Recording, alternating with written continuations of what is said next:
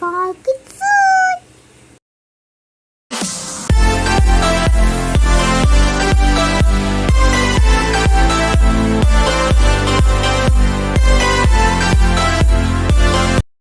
காட்டில் சிங்கராஜாவுக்கு வயது முதிர்வு ஏற்பட்டதால் அடுத்த ராஜாவை தேர்ந்தெடுக்க முடிவு செய்தது.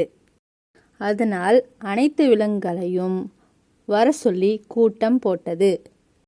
நான் உங்களிடம் 3 கேள்விகள் கேட்பேன். அதில் யார் வெற்றி பெறுகிறீர்களோ அவர்களே இந்த காட்டின் ராஜாவாக தேர்ந்தெடுக்கப்படுவார். முதல் சுற்று அறிவு சம்பந்தமான கேள்வி. ஒரு மூங்கில் குழாயில் விதை இருக்கு. விதையை சிதைக்காமல் எடுக்க வேண்டும். எப்படி எடுப்பது? மூங்கிலை உடைத்து விதையை எடுக்கலாம். தவறான பதில். அதன் பிளவுகளை கடித்து எடுக்கலாம். அப்படி எடுத்தால் விதை சிதைந்துவிடும். அப்பொழுது எலி கூறியது, சரியான பதில். எலி, நீதான் இந்த போட்டியில் வெற்றி பெற்றாய். இரண்டாவது சுற்று யாருக்கு பலம் அதிகம்? இந்த பாறையை யார் நகர்த்துகிறார்களோ அவரே பலசாலி ஆவார். பலத்தில் நான் தான் பெரியவன்.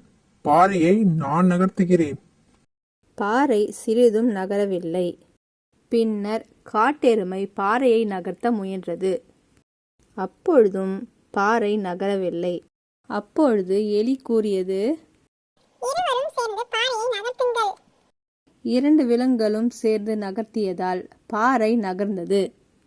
இதன் மூலம் ஒற்றுமையாக செயல்பட்டால் எதையும் செய்ய முடியும் என்பதை நீ சொல்லிவிட்டாய் குட்டியலியே.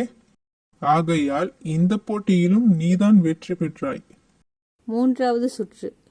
நீ யாருக்கு அதிக உரிமை கொடுப்பாய்? பலமுள்ளவர்களுக்கே அதிக உரிமை தருவேன். வேட்டையாடுபவர்களுக்கே உரிமை அதிகம்.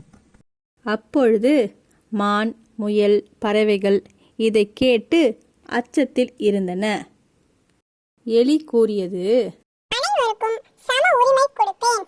புலிக்கும் நரிக்கும் மானுக்கும் முயலுக்கும் அனைவருக்கும் உண்ண உணவும் உறங்கவும் வாழவும் உரிமை வேண்டும். பலவீனமானவர்களை பாதுகாப்பதே அரசின் கடமை.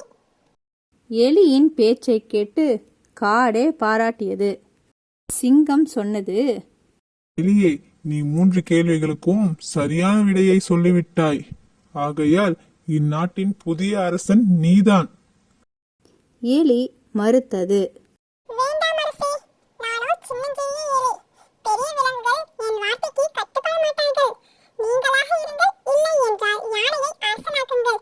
யானைக்கு நல்ல புத்தியும் உண்டு, நல்ல உள்ளமும் உண்டு. இதை கேட்ட அனைவரும் திகைத்தனர்.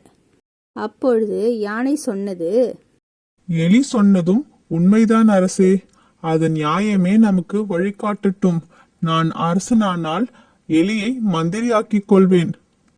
அப்பொழுது அதன் ஞானமும் மற்றும் அன்பும் என் பலத்தோடு சேர்ந்து காட்டை வழிநடத்தும். சிங்கமும் மற்ற விலங்குகளும் மகிழ்ச்சி அடைந்தன. அன்று முதல் யானை அரசனாகவும் எலி மந்திரியாகவும் பொறுப்பேற்றது. காட்டிலுள்ள அனைத்து மிருகங்களும் பறவைகளும் சந்தோஷமாக இருந்தன. Thanks for watching.